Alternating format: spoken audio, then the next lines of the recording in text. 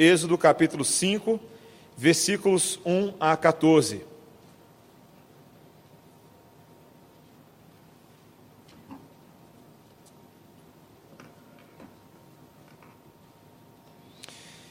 Êxodo 5, versículos 1 a 14.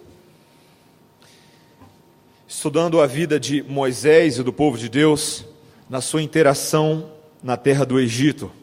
Ouça com atenção, querido, esse texto sagrado inspirado pelo Espírito Santo para o nosso crescimento, para a nossa edificação e para a nossa transformação nessa noite. Êxodo 5, versículos 1 a 14. Assim diz a palavra de Deus. Depois foram Moisés e Arão e disseram a Faraó: assim diz o Senhor, Deus de Israel: deixa ir o meu povo, para que me celebre uma festa no deserto. Respondeu Faraó: quem é o Senhor, para que lhe ouça eu a voz e deixe ir a Israel? Não conheço o Senhor, nem tampouco deixarei ir a Israel. Eles prosseguiram: o Deus dos hebreus nos encontrou. Deixa-nos ir, pois, caminho de 3 dias ao deserto, para que ofereçamos sacrifícios ao Senhor nosso Deus, e não venha ele sobre nós com pestilência ou com espada. Então lhe disse o rei do Egito: por que Moisés e Arão, por que interrompeis o povo no seu trabalho? Ide às vossas tarefas. Disse também Faraó: o povo da terra já é muito, e vós o distraís das suas tarefas. Naquele mesmo dia, pois, deu ordem Faraó aos superintendentes do povo e aos seus capatazes, dizendo: daqui em diante não torneis a dar palha ao povo para fazer tijolos como antes. Eles mesmos que vão e ajuntem para si a palha. E exigireis deles a mesma conta de tijolos que antes faziam, nada diminuireis dela. Estão ociosos e por isso clamam: vamos e sacrifiquemos ao nosso Deus. Agrave-se o serviço sobre esses homens, para que neles se apliquem e não deem ouvidos a palavras mentirosas. Então saíram os superintendentes do povo e seus capatazes e falaram ao povo: assim diz Faraó: não vos darei palha, ide vós mesmos e ajuntai palha onde a puderdes achar, porque nada se diminuirá do vosso trabalho. Então o povo se espalhou por toda a terra do Egito a juntar restolho em lugar de palha. Os superintendentes os apertavam, dizendo: acabai vossa obra, a tarefa do dia, como quando havia palha. E foram açoitados os capatazes dos filhos de Israel, que os superintendentes de Faraó tinham posto sobre eles. E os superintendentes lhes diziam: por que não acabastes nem ontem, nem hoje a vossa tarefa, fazendo tijolos como antes? Até aqui a palavra de Deus. Vamos orar mais uma vez, queridos. Senhor, nessa hora nos aproximamos de Ti com temor e tremor, sabendo que não estamos na presença de qualquer Deus ou de qualquer pessoa, mas estamos aqui convidados pelo grande Eu Sou, para celebrar o banquete da Tua palavra. Ajuda-nos, ó Pai, a compreendê-la. Tira de nós qualquer distração, qualquer coisa que possa impedir a nossa compreensão das Tuas verdades, para que por elas também sejamos transformados à imagem do Filho de Deus, nosso Senhor Jesus Cristo, no nome de quem nós oramos. Amém. Amém.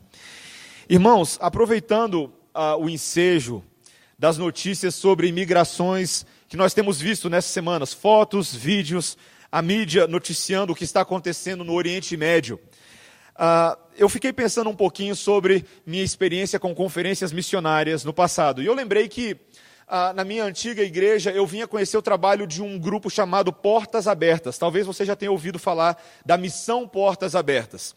E a Missão Portas Abertas, ela é uma organização internacional que atua em mais de 60 países, e o que eles fazem nesses países é tentar identificar a situação desses países no que diz respeito ao culto a Deus. Se nesses países existe algum tipo de proibição, ou condenação, execução, ameaça, a vida das pessoas na sua liberdade de crer ou cultuar Jesus Cristo.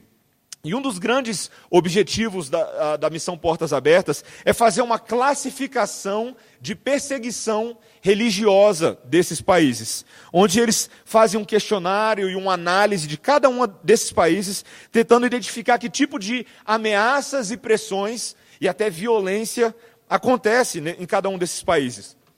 Você já deve ter ouvido, por exemplo, e no topo dessa lista está a Coreia do Norte. A Coreia do Norte você é proibido de ser cristão na Coreia do Norte, basicamente. Desde 2002, esse país continua a ser o lugar mais difícil do mundo para se praticar o cristianismo, e ocupa o topo dessa lista. O país passou por expulsões, mais de 10 mil pessoas já foram banidas, presas, torturadas ou assassinadas por causa de questões sociais, políticas e religiosas desde esse período, desde esse tempo. Todos os cidadãos da Coreia do Norte são obrigados a adorar somente o presidente do país deles, o Kim Jong II. E quem assume uma identidade cristã nesse país é punido com morte ou prisão, ou geralmente enviado para um dos campos de trabalhos forçados. São realidades do nosso mundo, queridos. E nós, quando pensamos em igreja perseguida, tendemos a pensar nessas situações. Que as igrejas perseguidas são onde as pessoas estão morrendo por Jesus. Mas deixa eu fazer uma pergunta para você hoje à noite. O que de fato é a igreja perseguida? O que é ser perseguido por causa do Evangelho? Não se engane ao imaginar que a violência é a forma predominante de perseguição nesses países, porque não é. Vários tipos de opressão e ameaças são feitos que se caracterizam como perseguição também. A própria missão Portas Abertas, quando eles vão fazer a classificação, eles têm 5 critérios ou 5 esferas de análise para classificar o tipo de perseguição. Por exemplo, eles têm um critério individual, a individualidade. Quando a pessoa não é livre para escolher qual religião seguir, orar a Deus dentro de casa ou em lugar público, possuir um exemplar da Bíblia ou outros livros cristãos para o seu uso pessoal. Num nível familiar, quando a perseguição vem por meio dos pais, dos irmãos, dos tios, dos avós, dos primos e outros. Quando um convertido, por exemplo, é impedido pelos seus pais de praticar a fé em casa e enfrenta problemas em assuntos civis como casamento, como enterro de familiares, herança e por aí vai. No nível da comunidade, quando um cristão sofre preconceito por meio de atitudes preconceituosas, regras de convivência, casamento forçado, dificuldade de acessar recursos, pressão para renunciar à fé, discriminação no ambiente de trabalho e por aí vai. No nível nacional, quando o cristão enfrenta oposição porque não existem leis que garantam a liberdade de culto e a expressão da prática da fé, quando é considerado crime pregar a palavra e, em casos mais extremos, até se converter ao cristianismo. E no próprio nível da igreja, quando existem dificuldades em se realizar cultos, reuniões de oração, batismos, estudos bíblicos, entre outras coisas. Quando eu jogo esse quadro para você, eu sei que você pensou o seguinte: espera aí, eu passo por várias dessas coisas. Eu vejo meus irmãos passando por várias dessas coisas. Eu sei que no Brasil, ainda que de vez em quando a gente bata no peito e diga: como é bom viver num país que não tem perseguição religiosa. Meus irmãos, nós temos muito mais perseguição religiosa do que a gente imagina. É bem possível que talvez você já esteja acostumado ou insensível à perseguição religiosa que acontece contra a igreja de Deus em todas as partes do mundo, pelo simples fato de sermos povo de Deus. No Brasil, a cúpula do nosso governo já tem usado órgãos fiscalizadores como a Receita Federal para perseguir pessoas que ousam levantar sua voz contra as ideias que o governo diz que são anticristãs. O próprio Ministério Público Federal foi usado para calar âncoras de televisão que falam em defesa dos direitos da família baseados no Evangelho. Você talvez fique chocado com a doutrinação de crianças para a jihad islâmica e outras ações radicais dos extremistas lá longe, que não tem nada a ver com a gente, inclusive que são considerados crimes de guerra. Mas a gente não fica tão chocado quando os nossos filhos da fé estão sendo doutrinados a exercitar sua liberdade sexual e não se submeterem a nenhum tipo de paradigma moral nas escolas, diariamente, semanalmente. Queridos, nós vivemos uma realidade de perseguição espiritual. A igreja e o povo de Deus que se espalha sobre a face da terra tem vivido isso há séculos. Essa é a realidade que sempre atinge o povo de Deus nesse lado da eternidade, de uma forma ou de outra, com violência física ou com violência emocional, com violência espiritual ou com outro tipo de violência. E esse texto de hoje vai começar a trazer para a gente a seguinte indagação: o que é que leva o mundo a perseguir o povo de Deus? Qual que é a raiz dessa oposição? Por que será, queridos, e para pensar nisso, que no mundo que se fala sobre tanta tolerância e pluralidade de religião, cada vez mais os cristãos são perseguidos pela sua forma de pensar? O que nós veremos hoje, meus amados, é que essa perseguição ao povo de Deus decorre de um mundo cuja mentalidade não aceita a identidade, a autoridade e a vontade de Deus para as suas vidas. Quando o povo de Deus tenta dedicar seu serviço completo e sua fidelidade a Deus, ele necessariamente vai encontrar a oposição do mundo. Isso é um fato, e esse texto vai mostrar para a gente isso muito claramente. Eu gostaria que você desse uma olhada comigo a partir do versículo 1. Nós veremos isso em duas partes. Primeiro, que o mundo, representado aqui pela pessoa de Faraó, não reconhece a Deus. E em segundo lugar, nós vamos ver que o mundo rejeita Deus. Veja o que o texto começa dizendo para a gente. Queridos, assim diz a palavra de Deus: depois foram Moisés e Arão e disseram a Faraó: assim diz o Senhor, Deus de Israel, deixa ir o meu povo para que me celebre uma festa no deserto. Da onde que surge esse pedido de Moisés e Arão e como é que eles foram parar na presença do Faraó? Nós não podemos avançar sem nos lembrar do que vem acontecendo antes, queridos. De que Deus se lembrou do povo de Israel. O povo que estava 400 anos no Egito foi um povo agora contemplado pelo favor de Deus. E Deus levanta um homem comum, Moisés, que tem uma história de vida muito interessante, que ainda que tenha nascido hebreu, foi perseguido desde a infância, foi ameaçado na sua tenra idade a ser morto por comando do faraó. E Moisés é colocado num cesto, a pequena arca de Moisés, como o reverendo Emílio explicou para a gente, e ele é encontrado pela filha do faraó e cresce no palácio do faraó, tem uma educação egípcia, cresce naquela cultura e tem uma identidade, uma nacionalidade dupla, porque ele é hebreu de nascença, mas educado como um egípcio. E quando, num belo dia, já adulto, ele está passeando, ele vê um opressor egípcio maltratar um escravo hebreu. E ao ver aquela cena, ele impede aquilo, fazendo o quê? Ele mata o egípcio. Ele assassina aquele homem. E no dia seguinte, ele é identificado por um hebreu, e temendo pela sua própria vida, Moisés corre. Ele foge. Ele não sabe o que fazer, e agora Moisés é rejeitado tanto pelos egípcios, por ser um assassino, quanto pelo seu próprio povo, que não identifica como um ato positivo aquilo que ele faz. E ele vai para o deserto, e no deserto nós vemos várias coisas que acontecem na vida dele. Ele conhece sua esposa, Zípora, ele conhece Jetro, seu sogro, e ele tem um filho com ela, Gerson. Ele passa a viver no deserto, cuidando das propriedades do seu sogro, quando, num belo dia, ao apacentar o rebanho, ele olha uma sarça ardente lá de longe.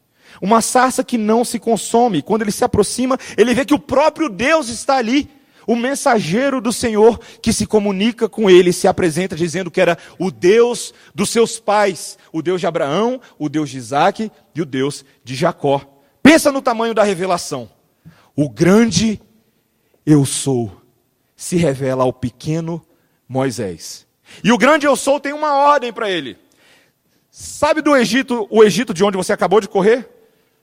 Ou de onde você correu alguns anos atrás? Pois é, está na hora de voltar. Está na hora de voltar para lá com uma missão, com uma mensagem para o faraó. Deixa meu povo ir. E obviamente Moisés teme, porque ele sabe da sua reputação de assassino. Ele sabe que ele não é mais um jovem, que agora ele é um homem de idade. E Deus mostra sinais de que ele iria com Moisés. Ele pega o seu cajado, ele joga no chão e aquele cajado vira uma serpente. Ele mostra para Moisés sinais e prodígios para dar esperança e coragem ao coração daquele homem, para que ele possa voltar com essa mensagem, primeiro aos hebreus e depois ao faraó. E Moisés alega que ele não sabe falar direito, e Deus fala: pode ficar tranquilo que Arão vai com você. Arão vai falar em seu lugar. E ao fazer tudo isso, Moisés retorna, ele se encontra com os anciãos, ele entrega aquela mensagem, talvez um tanto temeroso, e os anciãos recebem aquela mensagem. E acolhem Moisés e acolhem Arão e entregam seu favor a eles. E agora, no início desse capítulo, nós vemos Moisés e Arão se apresentando para uma audiência na presença do homem mais poderoso do mundo. Já imaginou você na casa do Bill Gates? Pois é, Faraó era mais importante do que o Bill Gates. Imagina, o hebreu fujão assassino na presença do homem que tinha poder sobre a sua vida. E as palavras que ele diz são palavras fortes, queridos. Moisés não vem para o Faraó falando, e aí, Faraó? Vamos tomar um café? Ele vem com uma mensagem confrontadora. Uma mensagem da parte do próprio Deus, e no versículo 1 ele diz: assim diz o Senhor, Deus de Israel, deixa ir o meu povo para que me celebre uma festa no deserto. Veja, queridos, que essa é uma exigência que tem 4 partes muito importantes. A primeira coisa que ele diz é: assim diz o Senhor. Essa mesma frasezinha você encontra na Bíblia inteira. Na literatura profética, Jeremias, Isaías, Ezequiel, todos eles falavam, assim diz o Senhor. Uma fórmula, uma frase que diz respeito a essa sentença profética de Deus. De que a mensagem que estava sendo transmitida não era a mensagem de Moisés, não era a mensagem de Arão, eles eram meros mensageiros, carregando uma mensagem da autoridade do Deus vivo, do Deus criador. A segunda coisa que eles falam é que esse é o Senhor, é o Deus de quem? De Israel. Veja, queridos, que essa declaração, ainda que não pareça nem um pouquinho estranha para você, é algo fantástico, porque é a primeira vez na palavra de Deus que aparece essa expressão. O Deus de Israel. Só em Êxodo aparece essa expressão, não aparece em Gênesis. E o que há de tão fantástico com isso? Queridos, lembre-se, esse Deus Todo-Poderoso agora está se identificando com esse povo. Ele está se aproximando desse povo. Esse povo desprezado, humilhado, é agora que o povo que Deus identifica como seus filhos. Lá no capítulo 4, versículos 22 a 23, um pouquinho antes, ele fala o seguinte, de que Israel é o filho de Deus, o primogênito. E por isso ele diz, a mensagem que Moisés leva aos anciãos é a seguinte: deixa, pois, ir meu filho, para que me sirva. E olha o que Deus fala para Moisés falar, lá para os anciãos.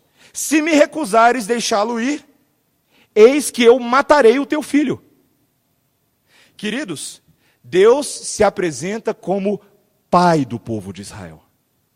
E ele não vem simplesmente para Faraó para falar, deixa ir esse povo, deixa ir o meu povo, pertence a mim, meus filhos, e com meus filhos, ninguém mexe. Você consegue perceber isso? A seriedade das palavras de Deus, porque esse povo é possessão de Deus, propriedade, o povo da promessa. E eles seriam libertos para celebrar uma festa no deserto, a adoração ao Deus verdadeiro. Veja, queridos, que nesse primeiro momento, Deus não está falando para onde que esse povo vai. Esse povo vai para o deserto. Eles vão ser nômades por um tempo.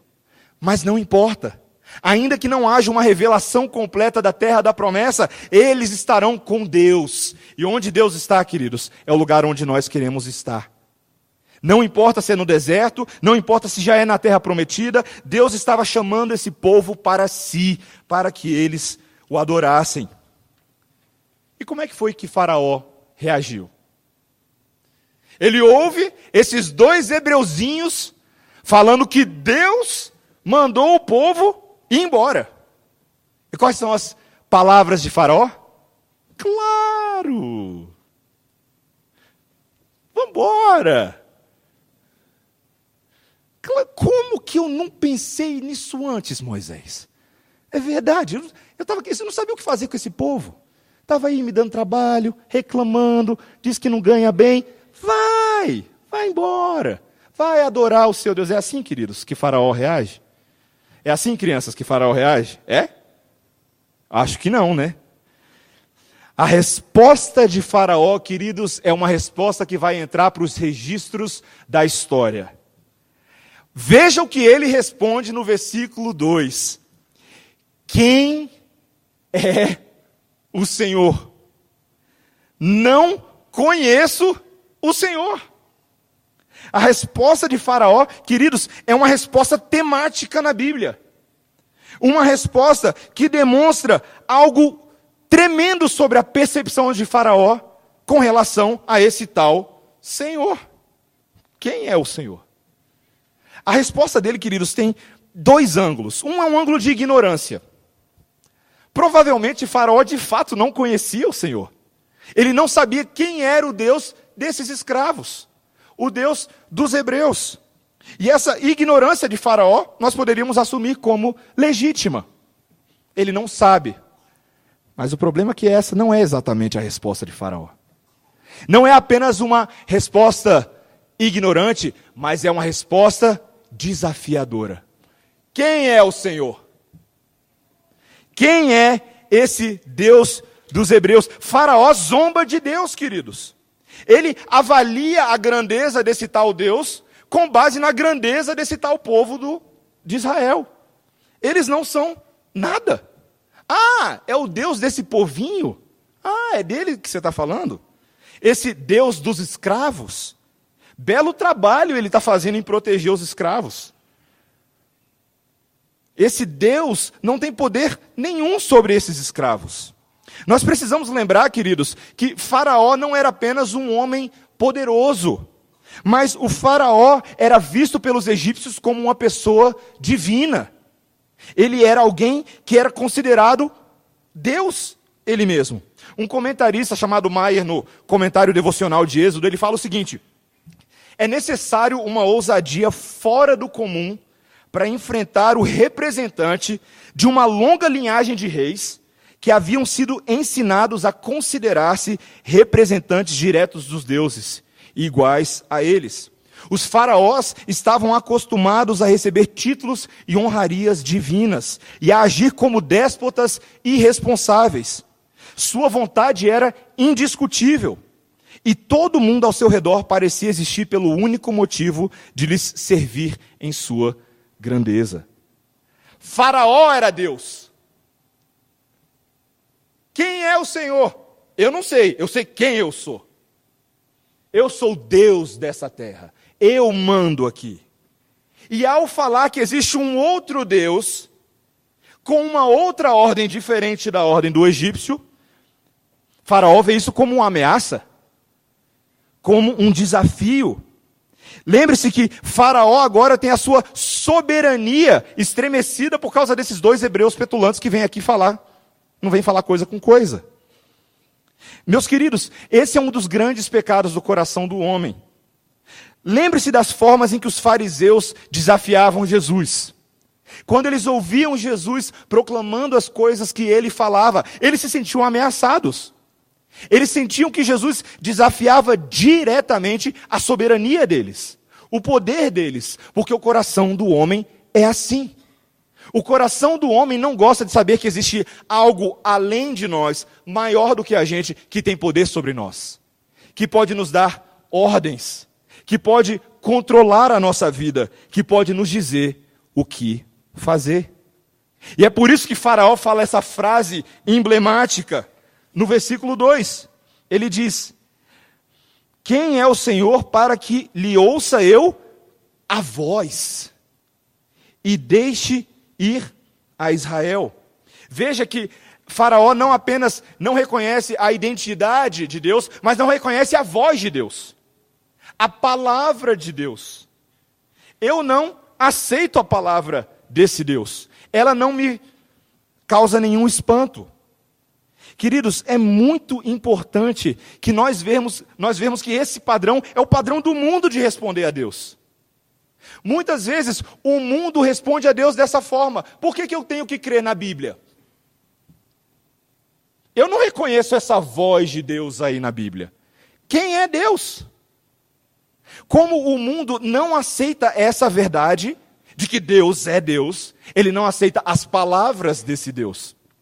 O que você faria se chegasse na sua casa, por baixo da porta, uma cartinha com um remetente, você é o destinatário dessa carta, mas você não tem o emissor dessa carta.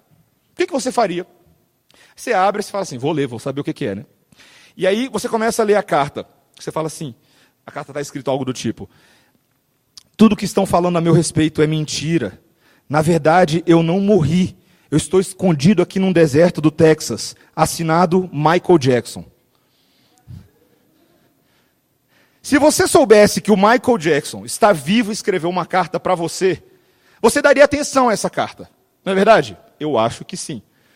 Você questionaria se essa carta é legítima no primeiro momento, se você não está ficando doido, mas uma vez que você verificasse a legitimidade dessa carta, você daria atenção, porque quem está escrevendo para você é o Michael. E o Michael anda para trás como poucos. Você daria valor se você soubesse que a fonte daquela carta é uma fonte digna da sua atenção. Com relação a um evento digno da sua atenção. Queridos, se você soubesse que o próprio Deus está escrevendo uma carta pessoal para você, como é que você responderia? Não uma carta genérica, uma carta para você. Maria Eduarda, Tiago, João. Você prestaria atenção, porque é o próprio Deus que está enviando essa mensagem. Mas como o Faraó não reconhece que é Deus que está falando, ele não aceita a mensagem. Nós fazemos a mesma coisa. Quando nós não compreendemos que o próprio Deus fala conosco por meio da sua palavra, nós não damos valor à sua mensagem. Tantas vezes eu e você nos esquecemos de dar atenção à palavra de Deus, de meditar nela, de estudar na palavra, porque nós esquecemos que é o próprio Deus que está falando conosco. Ele fala conosco. 2 Timóteo 3,16, toda a escritura é inspirada por Deus. E é útil para você e para mim. Faraó era indiferente à palavra de Deus. E porque ele era indiferente à identidade, à autoridade e à palavra de Deus, logo também ele era indiferente à vontade de Deus, às instruções de Deus. Veja o que o versículo 3 nos diz. Logo após essa resposta, Moisés e Arão prosseguem. O Deus dos hebreus nos encontrou. Deixa-nos ir, pois, caminho de 3 dias ao deserto, para que ofereçamos sacrifícios ao Senhor, nosso Deus. Moisés e Arão tornam ao Faraó de uma maneira branda. Por favor, deixa a gente ir. A gente quer ir celebrar a nossa vida em Deus. Nós queremos cultuá-lo. Veja, meus irmãos, que importante, os israelitas poderiam ter adorado os deuses do Egito naquela terra. Mas a ordem de Deus dizia que eles deveriam deixar o Egito para adorar um Deus não egípcio. O pedido de Moisés foi um pedido de exercício de um direito básico, humano. O direito de liberdade de culto. Queridos, esse princípio é fundamental na lei de qualquer país. O direito da pessoa de querer cultuar aquilo que ela quiser cultuar. Ninguém pode controlar isso sobre a sua vida. Paulo e Silas entendem isso muito bem quando eles estão dentro da prisão. Que ainda que eles estivessem presos por algemas, ninguém podia prender os pensamentos deles e a voz do coração. E eles cantam a Deus. Se quiserem me matar, se quiserem tirar minha voz, vão ter que me matar. O que eles fazem? Eles cantam, eles celebram o Deus no qual eles têm liberdade para cultuar. E é disso que eles estão falando.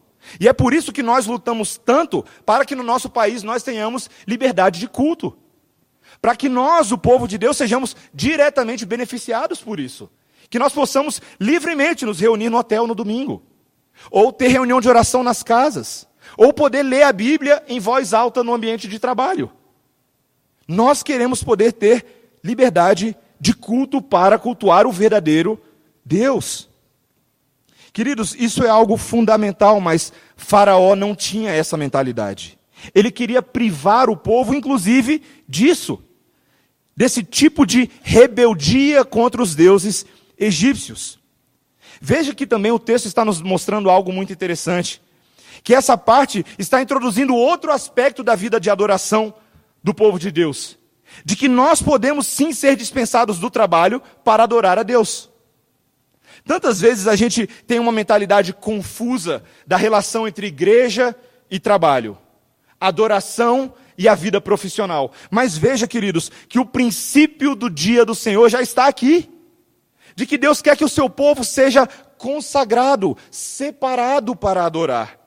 Que eles tenham um tempo, um período de descanso para adorar a Deus. Como nós ouvimos hoje de manhã, o reverendo Emílio pregando maravilhosamente nesse texto, no texto de Hebreus.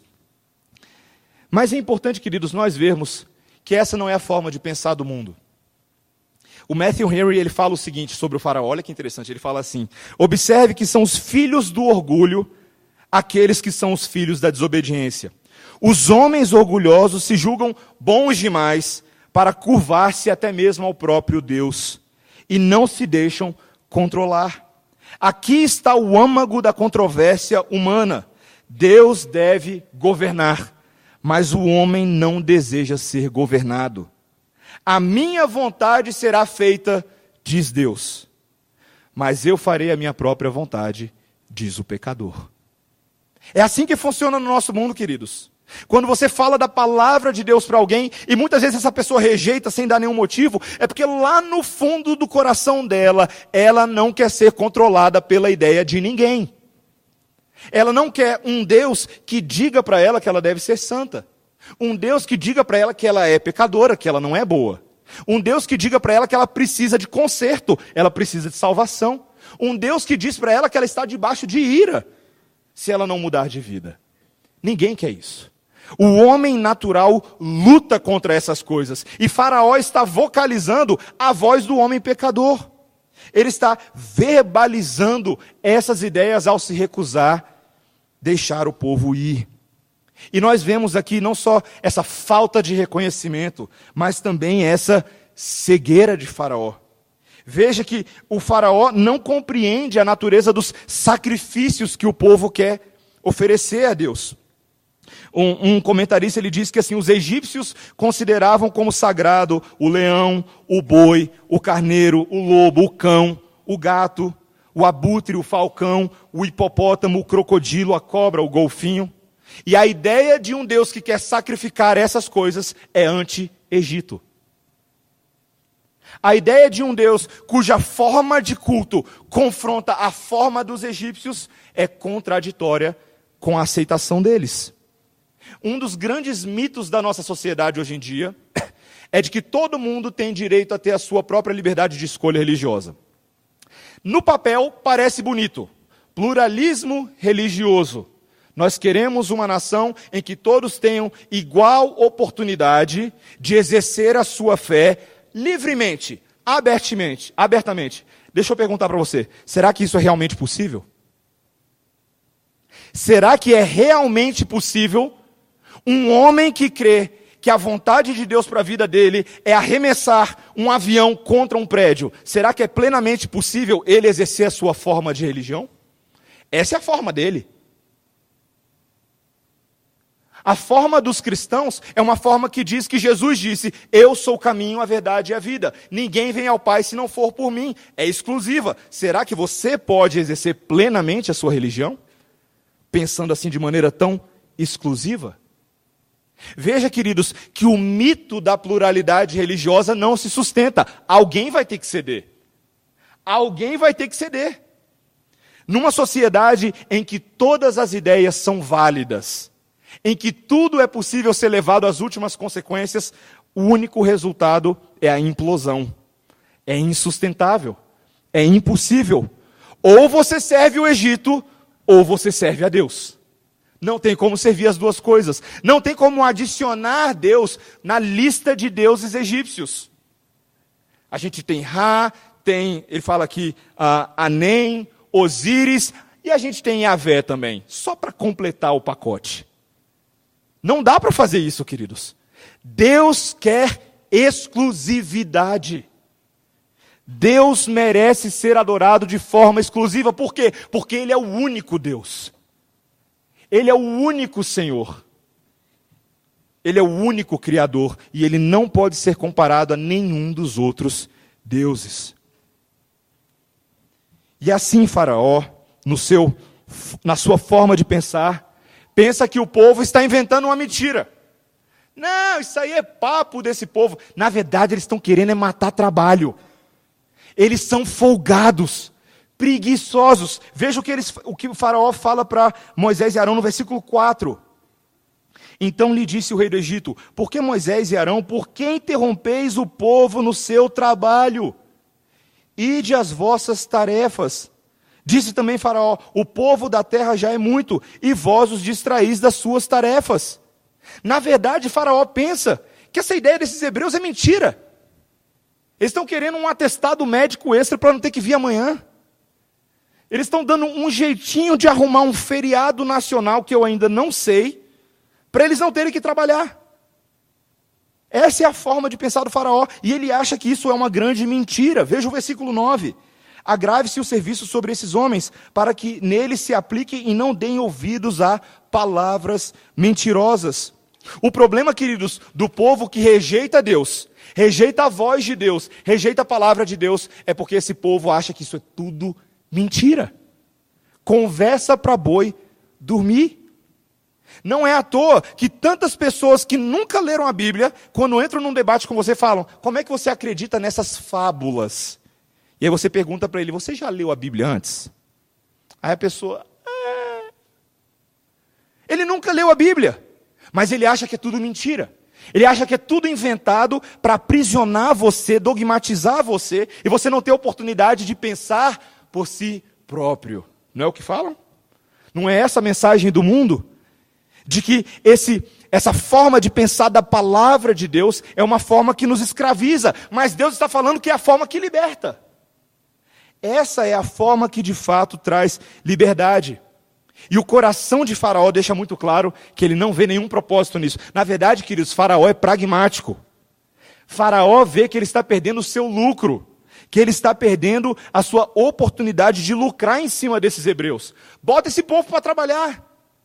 Moisés, Arão, volta para o trabalho. O que vocês estão fazendo aqui, seus folgados? Faraó pensa apenas no resultado do seu trabalho, no lucro, na manutenção da economia egípcia, ao custo da escravidão daqueles homens. E assim ele não libera o povo. Deixa eu perguntar uma coisa para vocês: não seria tão mais fácil para Faraó obedecer? Para pensar. Não seria mais fácil para ele? Olha a briga que esse homem comprou. Não seria mais fácil? Inclusive, queridos, não se esqueçam, Deus está dando uma chance para Faraó. Ele vai falar mansinho com Faraó, com Moisés e Arão. Mansinho. Faraó, deixa meu povo ir, e eu só vou falar uma vez. Ele podia ter obedecido. Ele podia ter reconhecido e liberado o povo. Mas Deus já havia dito para Moisés e Arão que o coração deles seria endurecido. Nós temos que, muitas vezes, meus irmãos, considerar como nós temos oportunidades de obedecer a Deus. Quando Deus vem e fala conosco por meio da sua palavra, é para ela ser obedecida, acatada, acolhida no coração. Mas quantas vezes eu e você somos Faraó? Nós não aceitamos essa palavra de Deus. Inclusive agimos como Faraó, achamos que a palavra dele é mentira. De que as coisas não são bem assim. De que esse negócio de santificação é muito difícil, isso não vai dar certo. Deus, eu já tentei tantas vezes. E é muito penoso esse negócio de ser crente. De ser fiel, de ser obediente. E Faraó, queridos, ao pensar dessa forma, ao desobedecer a Deus, ele faz aquilo que é a pior coisa que um homem poderia fazer: crueldade. Faraó não apenas manda o povo voltar ao trabalho, mas ele dá um bônus extra. Veja o que ele fala a partir do versículo 6, a palavra de Deus. Naquele mesmo dia, pois, deu ordem Faraó aos superintendentes do povo e aos seus capatazes, dizendo: daqui em diante não torneis a dar palha ao povo, para fazer tijolos como antes. Eles mesmos que vão e ajuntem para si a palha. E exigirei deles a mesma conta de tijolos que antes faziam, nada diminuirei delas. Estão ociosos e por isso clamam, vamos e sacrifiquemos ao nosso Deus. Ah, o povo está reclamando do trabalho? Ah, é? Faz o seguinte, tira a palha deles. A palha era utilizada junto com a argila para fazer os tijolos que eram utilizados. Ah, eles estão reclamando? Não dá mais a palha não. Bota o povo para caçar a sua própria palha. E continue exigindo deles a mesma meta. E essa meta não está em aberto. A mesma meta. O resultado tem que ser o mesmo.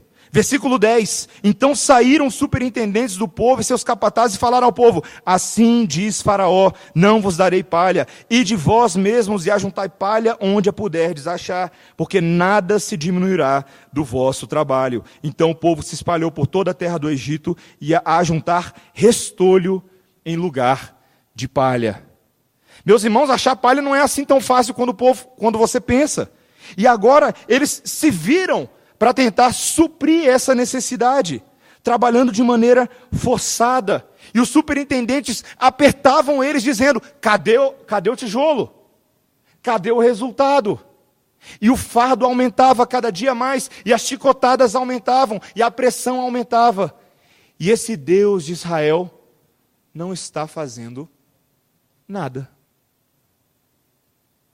Queridos, por que será que Moisés e Arão não reagiram? Veja o que o versículo 14 diz.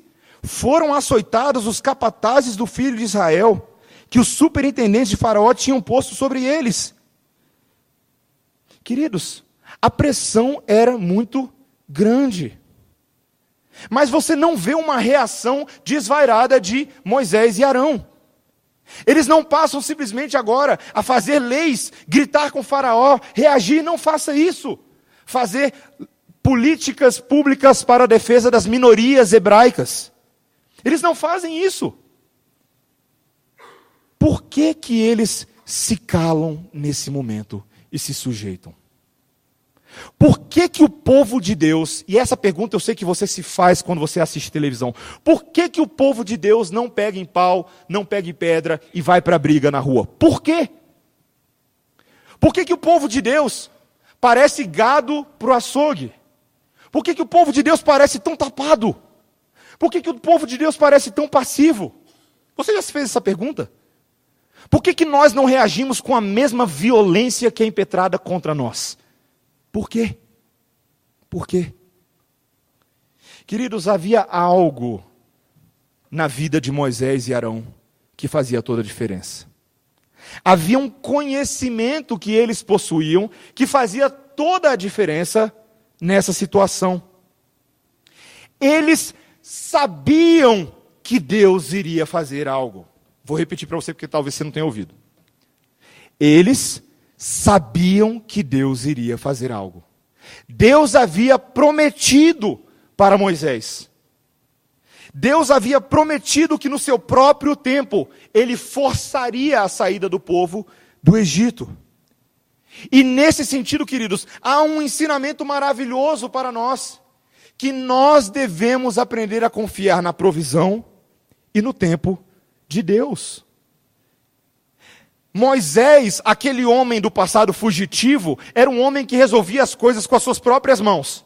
Quando ele vê um hebreu sendo maltratado, o que ele faz? Ele mata. Mas Moisés não tem mais o direito de fazer isso. Moisés agora não faz vingança com as próprias mãos. Moisés confia no Deus da vingança. Moisés não é aquele que sai libertando o povo mediante seus próprios esforços, mediante a sua própria capacidade, não. Moisés confia no Deus que tem poder para fazer isso. Queridos, a grande pergunta de Faraó nesse texto é: quem é Yahvé? Quem é o Senhor? Faraó não sabe a resposta para essa pergunta, mas Moisés sabe. Moisés sabe quem é o eu sou. Ele sabe do que ele é capaz. Ele viu o cajado, ele viu a mão leprosa, Ele viu sinais e prodígios. Ele viu uma árvore se queimando continuamente com um fogo que nunca se acabava. Moisés sabia quem era o Senhor. E é por causa do Senhor que Moisés se submete a Faraó. Provavelmente, o texto não diz, mas provavelmente eles voltaram para suas tarefas. Lá foi Arão, lá foi Moisés, esperando o tempo de Deus. Eles não sabiam o que iria acontecer exatamente, mas eles sabiam que Deus iria fazer alguma coisa, e por isso eles continuavam vivendo sob a opressão do Faraó, confiando em Deus. Queridos, quem é Yahvé? Nós sabemos quem é Yahvé. E porque nós sabemos quem é Yahvé, nós devemos continuar trabalhando bem. Por causa de Yahvé, nós devemos ser pacientes no Senhor. Por causa de Yahvé, nós temos alegria em sofrer por causa do Senhor. Você consegue falar essas palavras que eu acabei de falar com genuinidade no seu coração? Você tem alegria quando você sofre por causa de Deus? Pergunta séria. Os apóstolos no Novo Testamento entendiam que havia uma alegria em sofrer por causa de Jesus. Paulo falava sobre carregar no corpo as marcas de Cristo, e aqueles eram os critérios da legitimidade apostólica dele. Pedro escreveu na sua carta, como nós lemos mais cedo, de que nós devemos nos submeter a essas autoridades, porque nós fazemos isso no Senhor. No capítulo 4 de 1 Pedro, versículos 13 a 16, ele diz: alegrai-vos na medida em que sois coparticipantes dos sofrimentos de Cristo, para que também na revelação da sua glória vos alegreis exultando. Se pelo nome de Cristo sois injuriados, bem-aventurados sois, porque sobre vós repousa o Espírito da glória e de Deus. Não sofra, porém, nenhum de vós como assassino, ou ladrão, ou malfeitor, ou como quem se intromete em negócios de outros. Mas, se sofrer como cristão, não se envergonhe disso. Antes, glorifique a Deus com esse nome. Se você está sofrendo porque você é cristão, glorifique a Deus. Tem muita gente que não gosta de ser rechaçado quando alguém fala: você é crente, né? Já sei de qual é a tua. Queridos, isso é um barato. Quando alguém te reconhece como alguém que age diferente, fala diferente, pensa diferente, porque você é cristão, Deus é glorificado. Glorifique a Deus com esse nome. Meus irmãos, a opressão pode vir de todas as esferas: vizinhos, governo, polícia, família. Mas há grande alegria em sofrer por causa de Jesus. Tantos irmãos têm dado testemunho ao redor do mundo da alegria que é sofrer por causa de Jesus.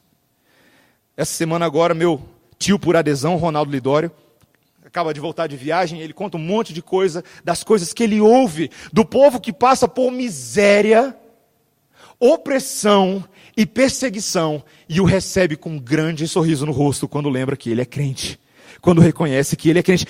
Você é crente? Eu também, só que eu não posso falar. Pessoas que têm a alegria de, mesmo de maneira escondida, cantar salmos, hinos e cânticos espirituais, porque ninguém pode tirar isso deles. Queridos, se você não é livre individualmente para orar a Deus dentro de casa, ore com a sua mente. Se você não possui um exemplar da Bíblia, ou você não pode ficar carregando, memorize a Bíblia. Tenha ela no seu coração. Se a perseguição vem por meio de pais, de irmãos, de tios, de avós, de primos, resista. Carregue no corpo a alegria de sofrer por Jesus. Diga para eles: eu sei que você não gosta do fato de eu ser crente, de eu pensar assim, de eu agir assim, mas sabe de uma coisa? Não tem nada que eu possa fazer, porque esse é quem eu sou. se você tem sofrido preconceito no seu trabalho, se as pessoas têm raiva de você, não porque você fica lendo a Bíblia ou distribuindo panfletinho, mas meramente por você ser crente, resista. Isso não é crime ainda. Resista. Glorifique a Deus com esse nome. Procure oportunidades para dar bom testemunho da sua fé. Trabalhe bem. Alguém falou, acho que foi o Marcelo falou hoje, você não deve ficar apenas falando de Jesus no ambiente de trabalho. Trabalhe. Essa é uma das formas de pregação do Evangelho. Trabalhar bem. Glorifique a Deus com esse nome. E se existem leis, queridos, se existem coisas que estão ameaçando a nossa liberdade de culto cada vez mais nesse país e ao redor do mundo, meus irmãos, não temas, porque se aproxima a morte, aproxima também a glória. Quanto mais somos ameaçados no nosso corpo, mais somos lembrados do Redentor que nos aguarda. Quanto mais dificuldade no labor e na opressão nós temos, mais nós lembramos do descanso eterno em Cristo Jesus. Quanto mais dificuldades você tem nesse mundo, mais você lembra do seu Salvador, que passou por dificuldades que eu e você jamais passaremos. Homem de dores que sabe o que é sofrer. Quando nós tivermos dificuldades, como Moisés e Arão tiveram dificuldades, lembre-se que foi Moisés que escreveu o Salmo 90.